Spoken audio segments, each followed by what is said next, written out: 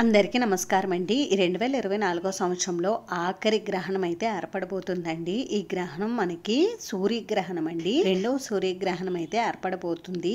అయితే ఈ సూర్యగ్రహణం మనకి ఎప్పుడు ఏర్పడుతుంది, ఈ గ్రహణ పట్టు విడుపు సమయాలు, అలాగే ఈ గ్రహణం భారతదేశంలో కనిపిస్తుందా లేదా, గర్భిణీ స్త్రీలు జాగ్రత్తలు నియమాలు పాటించాలా వద్దా అనే విషయాల్ని ఈ వీడియోలో అయితే మనం తెలుసుకుందామండి. అందుకని వీడియోని ఎవరు కూడా ఎక్కడ కూడా స్కిప్ చేయకుండా చివరి వరకు అయితే చూడండి. మనకి ప్రతి సంవత్సరము కూడా 4 గ్రహణాలు అయితే ఏర్పడతాయండి. 2 చంద్రగ్రహణాలు, 2 సూర్యగ్రహణాలు అయితే ఏర్పడతాయి.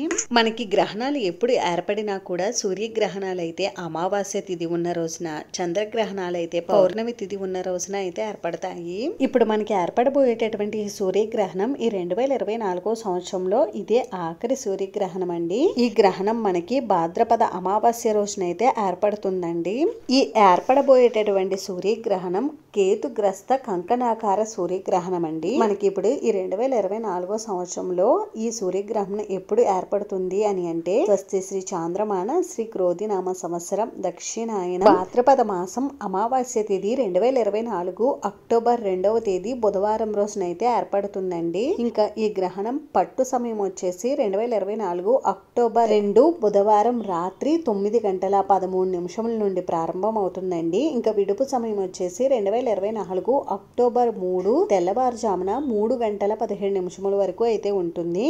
ఇంకా గ్రహణ కాల వ్యవధి వచ్చేసి 6:04 అయితే ఉంటుంది మనకి ఈ గ్రహణం. మనకి ఈ గ్రహణ సమయాన్ని పరిశీలిస్తేనే ఈ గ్రహణం భారతదేశంలో కనిపించదు అని అర్థమవుతుందండి. ఎందుకంటే మనకి రాత్రి సమయంలో ఈ గ్రహణం అనేది ఏర్పడుతుంది. రాత్రి సమయంలో మనకి సూర్యుడు కనిపించడు కాబట్టి ఈ గ్రహణం భారతదేశంలో అయితే కనిపించదు. మరి ఈ గ్రహణం ఏ ప్రాంతాలలో కనిపిస్తుంది అని అంటే, Argentina, Chile, American Samoa, Antarctica, Brazil, Cook దీవులు, ఈక్వెడార్, ఫాక్లాండ్ దీవులు, Fiji, French, Polynesia, Kiribati, Mexico, New Zealand, Niue, Paraguay, Peru, కెర్న్ దీవులు, దక్షిణ Georgia, Sandwich, Tokelau, Tonga, Tuvalu, US Minor outlying దీవులు, పెరుగ్వే, వాలిస్ మరియు ఉటానా ఈ ప్రాంతాలలో మాత్రమే మనకి ఈ సూర్యగ్రహణం అనేది కనిపిస్తుందండి. ఈ గ్రహణం మన భారతదేశంలో కనిపించడం లేదు కాబట్టి మన భారతీయులు ఎవ్వరూ కూడా ఈ గ్రహణ సూతక కాల నియమాలను పాటించవలసిన అవసరం అయితే లేదండి. అలాగే పట్టు విడుపు స్నానాలను కూడా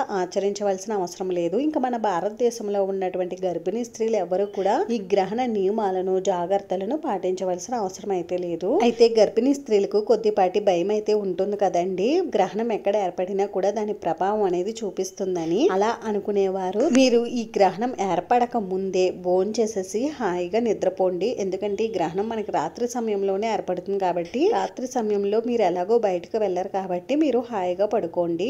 ఈ గ్రహణం కనిపించే ప్రాంతాలలో ఎక్కడైనా మన భారతీయులు ఉంటే వారు మాత్రం ఈ గ్రహణ నియమాలను అలాగే గర్భిణీ స్త్రీలు జాగ్రత్తలను తప్పనిసరిగా అయితే పాటించాలి. అయితే మనకి ఈ గ్రహణం అక్టోబర్ 2వ తేదీ అమావాస్య రోజున అయితే ఏర్పడుతుంది కదండి. మనకి అక్టోబర్ 3వ తేదీ పాడ్యమితో మనకి దసరా శరన్నవరాత్రులు ప్రారంభం అవుతున్నాయి.